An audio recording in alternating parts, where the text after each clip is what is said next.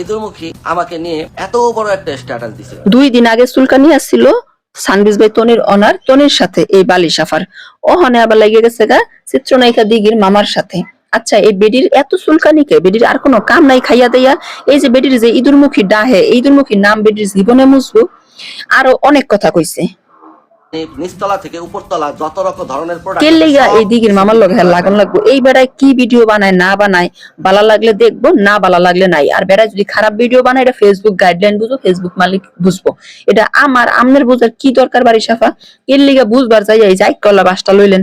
হ্যাঁ যে লাইভের মধ্যে আইয়া আপনারা যে এত সুন্দর করে ওষুধ দিল, আইকলা বাস দিল, বাংলা সাবান যে দুইলো, এখন কেমন হইলো কোন? কিন্তু নাইকা বাবু তোর বই হলো 500 টাকার দাম। কিছু বের করে রাখো, এদিক দিয়া এদিক দিয়া। তুই তো একটা মা, তাই না? তোর লজ্জা করে না, শরম করে না? এই আপনি কি আসলেন, কই থেকে কই আইছেন?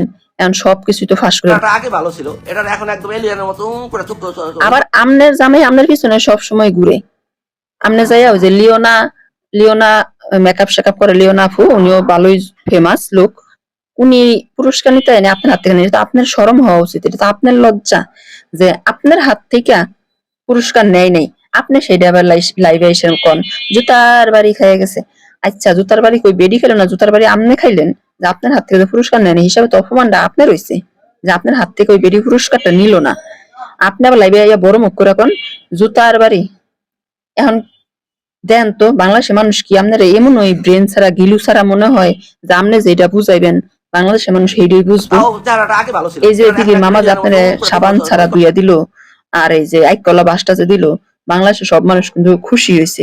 আপনি যে এদিকের মামার লাইভের কমেন্ট গুলা দেখেন গা, তাইলে বুঝতে পারবেন জনগণ আপনারা বাস দেওয়াতে কথা নিয়ে খুশি হয়েছে। তোর বই কিন্তু নাইকা বাবু, তোর বই হলো 500 টাকার দাম। সোজা 500 টাকার নাস্তা আগে সার্জারি মার্জারি করে, তাও চেহারাটা আগে ভালো ছিল, এটা